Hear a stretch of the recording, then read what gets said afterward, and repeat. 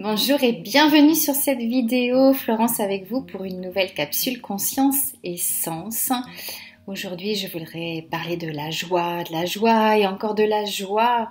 C'est tellement important de pouvoir exprimer, ressentir de la joie chaque journée. Et je voulais surtout aujourd'hui vous parler de finalement des petits plaisirs simples qui peuvent nous apporter de la joie. Et souvent on va chercher des sources de joie qui peuvent être compliquées, qui nous font dépendre en fait de l'extérieur, alors qu'en fait on peut tout à fait, même en solitaire, pouvoir trouver des sources de joie qui sont très simples. Sauf que voilà, je ne sais pas, notre éducation, notre évolution de société fait que on oublie un peu, je trouve, donc ça reste ma vision des choses, de se connecter aux sources simples de joie. Les sources finalement qui sont dans notre quotidien et qui ont tendance à passer inaperçues parce qu'on est tout le temps en train de courir après quelque chose et on en oublie de profiter, d'apprécier le moment présent et surtout toutes les petites choses qui nous entourent, qu'on vit tous les jours et qui peuvent être source de joie.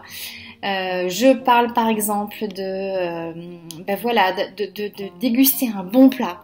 Ça c'est vraiment pour moi en tous les cas une source de joie et de plaisir qui est importante. Et en fait dans notre vie à 100 à l'heure, on a tendance à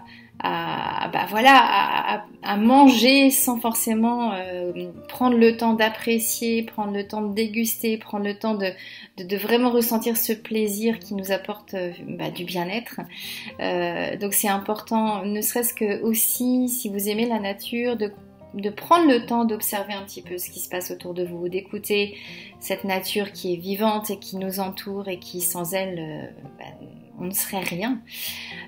Donc tous ces petits moments en fait du quotidien qui peuvent paraître pour certains complètement on va dire pas du tout importants, en fait ils sont super importants, ces petits moments. Ils sont super importants parce qu'ils nous permettent de vraiment nous connecter au moment présent, de vraiment pouvoir ne pas être trop dans la projection. La projection parfois peut faire peur, peut apporter un malaise, un mal-être qui fait qu'on a du mal à apprécier ce qu'on vit aujourd'hui.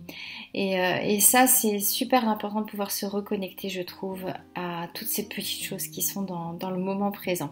Donc ça, c'est ce que je voulais partager avec vous.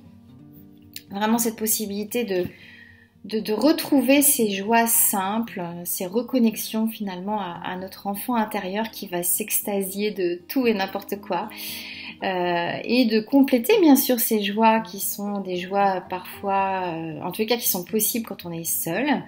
Et ce qui fait que quelle que soit la situation qu'on vit, on peut en tous les cas avoir des outils pour se reconnecter à la joie, même si on vit des situations difficiles, même si on est seul, on a ces possibilités finalement de se reconnecter à des plaisirs et des sources de joie très simples.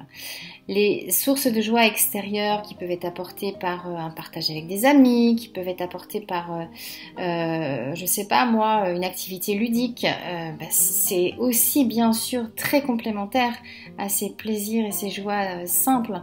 Mais voilà, c'est pas toujours évident de pouvoir les générer, ces sources de joie, quand on en a besoin. Donc du coup, je dirais que c'est vraiment un beau complément dont il faut surtout pas se passer si on a envie d'aller vers ça.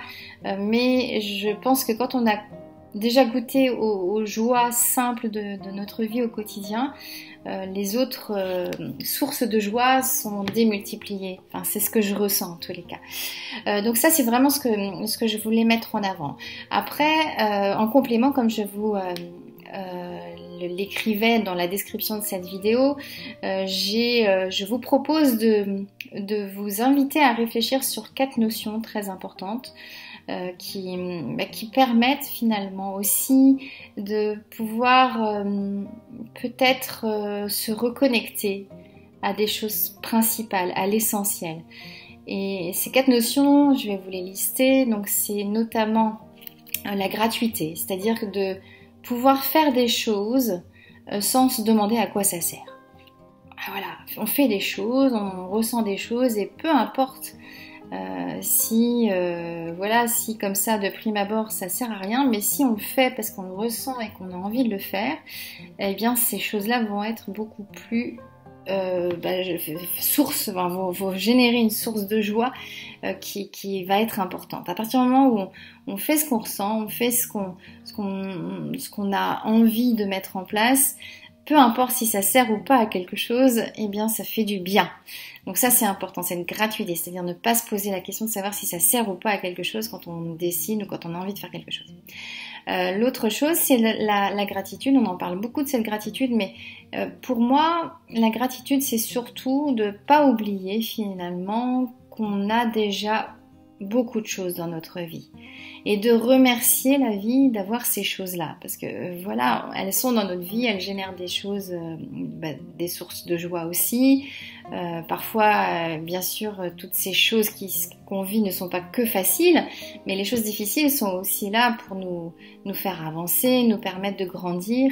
Et même pour ces choses difficiles, je pense qu'il est intéressant de remercier la vie de nous les mettre sur notre chemin parce qu'elles sont là pour nous apprendre quelque chose, pour nous faire évoluer.